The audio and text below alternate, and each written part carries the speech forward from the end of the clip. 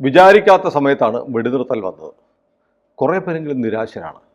India ഇപ്പോൾ വെടിനിർത്താൻ പാടില്ലായിരുന്നു, പാകിസ്ഥാനെ അടിച്ച് തകർക്കണമായിരുന്നു, യുദ്ധത്തിൽ നിന്ന് അമേരിക്ക പറഞ്ഞിട്ട് നമ്മൾ വെടിനിർത്തിയെങ്കിൽ ഒരു മൂന്നാം കക്ഷിയുടെ ഇടപെടലാണ്, മൂന്നാം കക്ഷിയൊന്നുമില്ല എന്ന് നമ്മൾ വളരെ വ്യക്തമായി പറഞ്ഞിട്ടുണ്ട്. ട്രംപ് കയറി ഗോളടിക്കാൻ നോക്കിയതാണ്. എന്നാൽ പോലും നമ്മളത് നിഷേധിക്കുകയും അങ്ങനെ ഒരു മൂന്നാം കക്ഷിയും ഇല്ല എന്ന് പറഞ്ഞു. എന്നാലും കുറച്ച് പേർ നിരാശരാണ്. പക്ഷേ അവർ ഓർക്കേണ്ട ഒരു കാര്യമുണ്ട്, നമ്മൾ യുദ്ധം പ്രഖ്യാപിച്ചിട്ടില്ല, വാർ ഡിക്ലെയർ ചെയ്യുന്ന രാഷ്ട്രപതിയാണ്. നമ്മൾ ഇന്ത്യ ഒരിക്കൽ പോലും യുദ്ധമെന്ന് പറഞ്ഞിട്ടില്ല. ഇപ്പോഴാണ് യുദ്ധം എന്നുള്ള വാക്ക് ഉപയോഗിക്കുന്നത്. ഇനി ഇന്ത്യയിൽ തീവ്രവാദ പ്രവർത്തനം ഉണ്ടായാൽ അത് യുദ്ധപ്രഖ്യാപനമായി ഇന്ത്യ കണക്കാക്കും എന്ന് നമ്മൾ പറഞ്ഞിട്ടുണ്ട്. അങ്ങനെയാണ് ഒരു വേഡിങ് നമ്മൾ ഉപയോഗിക്കുന്നത്. പക്ഷേ ഇപ്പോൾ നടന്നത്, നമ്മൾ വളരെ മുൻപേ പറഞ്ഞു, തീവ്രവാദ കേന്ദ്രങ്ങളെ ആക്രമിച്ച് തകർക്കുകയാണ്, പ്രിസൈസ് ഹിറ്റിംഗ് ആണ് നമ്മൾ നടത്തിയത്. മാത്രമല്ല അതിന് നമ്മൾ പറഞ്ഞ ഒരു ന്യായമുണ്ട്.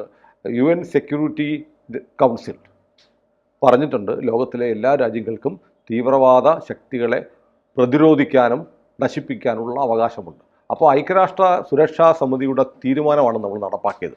നമുക്ക് ഒരുപക്ഷെ ലോകത്തിലെ എല്ലാ രാജ്യങ്ങളുടെയും പിന്തുണ കിട്ടാൻ കാരണം നമ്മൾ ആ UN തീരുമാനം നടപ്പാക്കുകയും LOC ക്രോസ് ചെയ്തില്ല, സിവിലിയൻ കേന്ദ്രങ്ങൾ നമ്മൾ ആക്രമിച്ചില്ല. അങ്ങനെ കണക്ക് കൂട്ടി ലോകരാജ്യങ്ങളുടെ മുഴുവൻ പിന്തുണ കിട്ടുന്ന തരത്തിൽ നമ്മുടെ രാജ്യത്തേക്ക് കടന്നു കയറി നമ്മുടെ ജനങ്ങളെ കൊന്ന തീവ്രവാദികളെ മാത്രം ഹിറ്റ് ചെയ്യുകയാണ് ചെയ്തത്. അപ്പോൾ മൊത്തത്തിൽ ഇപ്പം ഈ 4-5 ദിവസത്തോളം നീണ്ട ഈ പരസ്പരമുള്ള ഏറ്റുമുട്ടൽ എന്ന് പറയാവുന്ന തരത്തിലുള്ള മിലിറ്ററി എസ്കലേഷൻ്റെ ഒരു സമാപനത്തിൽ എത്തുമ്പോൾ ഇന്ത്യക്ക് ഗുണമാണോ നേട്ടമാണോ ഉണ്ടായത്? വലിയ നേട്ടമാണ്. പക്ഷേ സുനിൽ പറഞ്ഞ പോലെ അങ്ങനെയല്ല എന്ന് ചിത്രീകരിക്കാൻ ശ്രമിക്കുന്നു. ഇനി പറയൂ, ഇനിയിപ്പോൾ പറയാൻ ആളുകൾ വരും. അല്ല, അങ്ങനെ ഒരാളുണ്ട്. കാരണം ഇന്നലെ ദേശീയ ചാനലുകളിലെ ചർച്ചയിൽ ഞാൻ ഒരാളെ കണ്ടിരുന്നു, ബ്രഹ്മചെല്ലാനി. വളരെ വർഷങ്ങളായിട്ട് ഞാൻ ഇയാൾ എഴുതുന്ന വായിക്കുന്നുണ്ട്. ഇന്ത്യ ടുഡേയിൽ 10-30 കൊല്ലം മുമ്പ് ഇയാൾ ഈ ഇത്തരം കാര്യങ്ങളിലെ ഈ നയതന്ത്ര കാര്യങ്ങളിലും ഒക്കെ കമൻട്രി എഴുതിയിരുന്ന പ്രൊഫസറാണ്. ഇത്തരം കാര്യങ്ങളിലെ പ്രൊഫസറാണ്. അദ്ദേഹത്തിൻ്റെ ഒരു ലേഖനം ഞാൻ ഇന്ന് രാവിലെ വായിച്ചു. അതിൻ്റെ ശീർഷകം തന്നെ വിജയത്തിൻ്റെ വായിൽ നിന്ന് നമ്മൾ തോൽവി പിടിച്ചെടുത്തു. നമ്മൾ വിജയിക്കാവുന്ന സ്ട്രൈക്കുകൾ ഇനിയും ബാക്കിയുണ്ടായിരുന്നു, അതിൻ്റെ ഇടയ്ക്ക് കയറി നിർത്തിയിട്ട് നമ്മൾ തോൽവി ഇങ്ങോട്ട് എരന്നു വാങ്ങിച്ചു എന്നുള്ളതാണ് അയാളുടെ വാദം. സമ്പൂർണമായിട്ടും അസംബന്ധമാണത്. കാരണം സുനിൽ ഇപ്പോൾ പറഞ്ഞല്ലോ, നമ്മളിനി അവിടെ നിന്നുള്ള അപ്പുറത്ത് നിന്നുള്ള ഏത് ഭീകര ആക്രമണവും യുദ്ധമായിട്ട് നമ്മൾ കണക്കാക്കുന്നു പറഞ്ഞു കഴിഞ്ഞാൽ ഇതിന് എന്തിനോടാണ് താരതമ്യപ്പെടുത്തുക എന്ന് പറഞ്ഞാൽ അങ്ങനത്തെ കമന്ററി ഞാൻ വായിച്ചിട്ടുണ്ട്.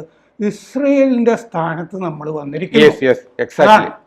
ഇസ്രയേൽ ഹമാസിനെ എങ്ങനെയാണോ കൈകാര്യം ചെയ്യുന്നത്, ഇനി നമ്മൾ അല്ലെങ്കിൽ പലസ്തീനെ എങ്ങനെയാണോ കൈകാര്യം ചെയ്യുന്നത്, അതാണ് ചെയ്യാൻ പോകുന്നത്. ഇനി അവിടെ നിന്ന് ഇതുപോലെ ഏതെങ്കിലും റീസിയിലേക്കോ മറ്റോ കുറേ ഉത്തർപ്രദേശിൽ നിന്നുള്ള ബസ് പോകുന്നു, യാത്രക്കാരെ വിളിച്ച് 5-6 പേരെ വെടിവെച്ച് കൊന്നു എന്ന് കേട്ട് കഴിഞ്ഞാൽ ഉടനെ നമ്മൾ കയറി അങ്ങോട്ട് ആക്രമിച്ചിരിക്കും. കാരണം എന്താണെന്ന് വെച്ചാൽ നമ്മൾ ഇതുവരെ ചെയ്തുകൊണ്ടിരുന്നത്, നമ്മുടെ കയ്യിൽ ശേഷിയുണ്ട്, പക്ഷെ നമുക്ക് മനസ്സുണ്ടായിരുന്നില്ല.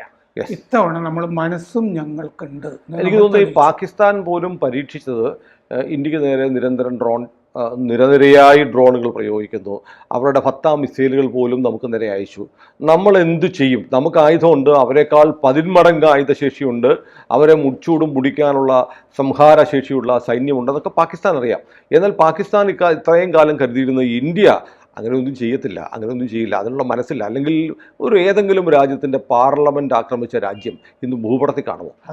അങ്ങനെയൊക്കെ ചെയ്യുന്ന സർക്കാരുകളാണ് ഉണ്ടായിരുന്നത്. അതുകൊണ്ട് ഇപ്പോഴും ഇന്ത്യ ഏത് ലെവൽ വരെ പോകും എന്നൊരു പരീക്ഷിക്കാൻ, തിരിച്ചടി ഉണ്ടാകുമോ എന്നുള്ള ഒരു ലിറ്റ്മസ് ടെസ്റ്റാണ് പാകിസ്ഥാൻ. നമ്മൾ ആ ഒരു സ്വയം വെച്ചിരുന്ന ലക്ഷ്മണ രേഖ നമ്മൾ വായിച്ചു കളഞ്ഞു. ക്രോസ് ചെയ്യല്ല, നമ്മൾ വായിച്ചു. അതെ, അതായത് 1971 ഈ പറഞ്ഞ പോലെ യാഹ്യ ഖാൻ പറഞ്ഞു, ആ കിഴക്കൻ ബംഗാളല്ലേ, അവന്മാരുടെ ചന്തിക്കിട്ട് 4 പിടപെട കൊടുത്തു കഴിഞ്ഞാൽ അവർ ഓടിക്കോളും, ഭീരുക്കളാണ് ഈ ഹിന്ദുക്കള് എന്ന് അന്ന് പറഞ്ഞാണ്.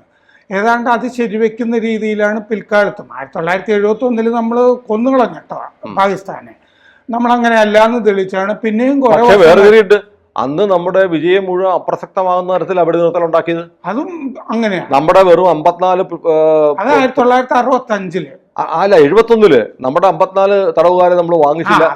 എന്നിട്ട് 93,000 പാകിസ്ഥാനികളെ വിട്ടുകൊടുത്തു. ലാഹോറിൽ നിന്ന് പിന്മാറി. നദീജല കരാർ, ഷിംല കരാർ ഒപ്പുവെച്ചു.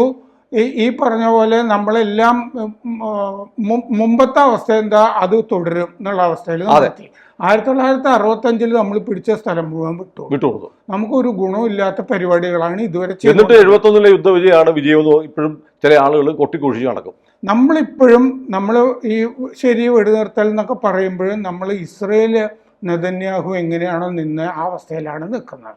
അതാണ് ഇന്നലെ രാത്രി തന്നെ പത്രസമ്മേളനം നമ്മൾ നടത്തിയത്. ഈ പരിപാടി നടക്കില്ല, നമ്മൾ തിരിച്ചടിച്ചുകൊണ്ടേയിരിക്കും. ചത്ത പാമ്പിനെ പോലെ കിടക്കുകയാണിപ്പോൾ പാകിസ്ഥാൻ. ഇതാണ് വാസ്തവം. കാരണം 9 വ്യോമതാവളങ്ങളും റഡാർ കേന്ദ്രങ്ങളും ആക്രമിച്ച് കഴിഞ്ഞു എന്ന് പറഞ്ഞു കഴിഞ്ഞാൽ വർഷമെടുക്കും. ഇതിലൊരു വീഡിയോ കണ്ടു, അവരുടെ ഒരു വ്യോമതാവളത്തിന്റെ റൺവേ വലിയ കുഴികളായിട്ട് കിടക്കുന്നത്. ഈ പറഞ്ഞ പോലെ മറ്റേ നൂർ എന്ന് പറഞ്ഞ സ്ഥലത്തുമൊക്കെ. അല്ല, മിലിറ്ററി ഇൻഫ്രാസ്ട്രക്ചർ ആണ് നമ്മൾ ടാർഗറ്റ് ചെയ്യുന്നത്. അതാണ് ചെയ്തിരിക്കുന്നത്. മിലിറ്ററി ഇൻഫ്രാസ്ട്രക്ചറും ഭീകരവാദികളുടെ ഇൻഫ്രാസ്ട്രക്ചറും ഇത് രണ്ടും നമ്മൾ ചെയ്തിട്ടുണ്ട്. ഒരാളെ പോലും കൊല്ലാതെ എന്ന് പറഞ്ഞു കഴിഞ്ഞാൽ ജനങ്ങളുടെ കാര്യമാണ് ഞാൻ പറഞ്ഞത്. ഭീകരന്മാർ ചത്തുപോകുന്നതിൽ നമുക്കെന്ത് വിരോധം? സാധാരണ അത് 200-നും 100-നും 200-നും ഇടയ്ക്ക് ഭീകരവാദികൾ കൊല്ലപ്പെട്ടു എന്നാണ് കണക്കുകൾ ഒക്കെ പുറത്തു വരുന്നുണ്ട്. ഭീകരത എന്ന് പറയുന്നത് തറവാട്ട് സ്വത്തായിരുന്നല്ലോ ചിലരുടെ.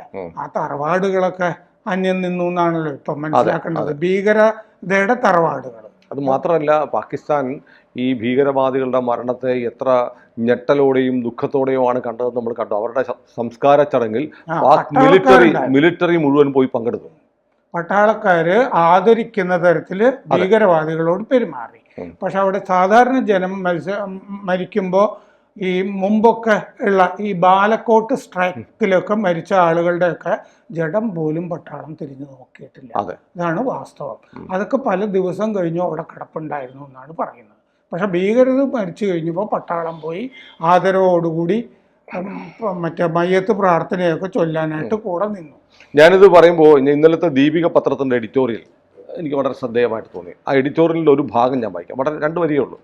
ഉള്ളത് പറഞ്ഞാൽ ഇസ്ലാമിക തീവ്രവാദത്തെ കൈകാര്യം ചെയ്യാൻ ലോകത്തിന് അറിയില്ല. ഇന്ത്യക്ക് യുദ്ധക്കുതിയില്ല, പക്ഷേ തീവ്രവാദികളുടെ ബലിവസ്തുക്കളാകാൻ സൗകര്യമില്ല. ലോകമറിയണം, പാകിസ്ഥാൻ ഒരു രാജ്യമല്ല, ഭയാനകമായ ഒരു ആശയത്തിൻ്റെ കൃഷിയിടമാണ്. ശരിയല്ലേ? ശരിയാണ്. ഏറ്റവും കരുത്തുറ്റ വാക്കുകളിൽ ദീപിക എഴുതിയിരിക്കുന്നു. ദീപിക ആദ്യത്തെ ആക്രമണം നടന്നപ്പോഴും ഒന്നാം തരം ഒരു മുഖപ്രസംഗം എഴുതിയിരുന്നു. ഈ അടിയുടെ തിരക്കുകൾക്കിടയിൽ നമുക്കത് ചർച്ച ചെയ്യാൻ പറ്റില്ല. ഗംഭീരമായിട്ട് അവർ ആദ്യത്തെ വാചകങ്ങളിൽ തന്നെ പറഞ്ഞു, അവർ നമ്മളോട് കുറച്ച് സിന്ദൂരം ചോദിച്ചു, നമ്മളൊരു ഹോള് തന്നെ കൊടുത്തു എന്ന്. അത് നമ്മൾ ഇതിൻ്റെ ഉള്ളിൽ പറഞ്ഞിരുന്നു എന്ന് പറഞ്ഞ പോലെ ഗംഭീരമായിട്ടുള്ള മുഖപ്രസംഗങ്ങൾ 2 ദീപിക. ഈ നമ്മുടെ മലയാള പത്രങ്ങളിൽ ഏറ്റവും ശക്തമായി ഇതിനെ എല്ലാവരും ഇത് എഡിറ്റോറിയൽ കേട്ടോ, പക്ഷെ ദീപികയുടെ വേർഡിങ്സ് കുറിക്കുകൊള്ളുന്നത് കൃത്യതയും വ്യക്തതയും ക്ലാരിറ്റി ഉണ്ട്. ഇത് തന്നെ, ഈ വാചകം തന്നെ ഭയങ്കര സ്ട്രൈക്കിംഗ് ആണ്.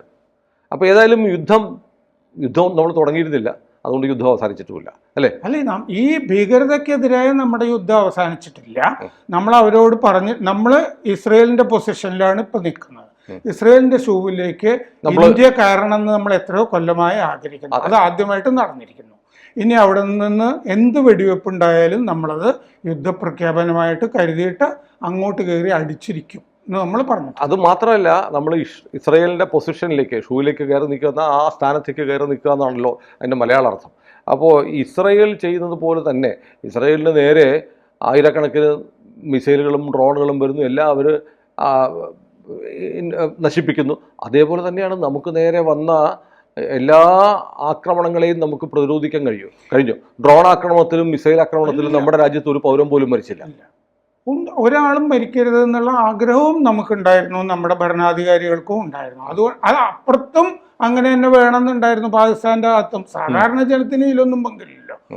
പക്ഷെ ഹമാസിന്റെ മാതൃകയിലായിരുന്നു അവിടുത്തെ ആക്രമണങ്ങൾ എന്നുള്ളതും കൂടി നമ്മളിപ്പോൾ ഓർക്കണം. അപ്പൊ നമ്മൾ ഇസ്രായേലിന്റെ പൊസിഷനിൽ തന്നെ നിൽക്കുകയും വേണം. അതെ. അപ്പോൾ ഏതായാലും ഇന്ത്യ ഒരുപാട് നമ്മൾ ഈ ഇസ്രയേലും ഹമാസ് ഭീകരരും തമ്മിലുള്ള പോരാട്ടം നടക്കുമ്പോൾ ഇന്ത്യ ഇസ്രയേലിനെ പോലെ ആവണം എന്ന് പറഞ്ഞവരുണ്ട്. ഇപ്പോൾ ഇന്ത്യ ഇസ്രയേലിനെ പോലെ ആയിരിക്കുന്നു, അല്ലെങ്കിൽ ഇന്ത്യ ഇസ്രയേൽ ആയിരിക്കുന്നു എന്ന് പറയാം, അല്ലേ? അതാണ്. കൂടുതൽ വാർത്തകളും വിശേഷങ്ങളും നിങ്ങളിലേക്ക് എത്താൻ ABC മലയാളം സബ്സ്ക്രൈബ് ചെയ്യുക, ബെൽബട്ടനും അമർത്തുക.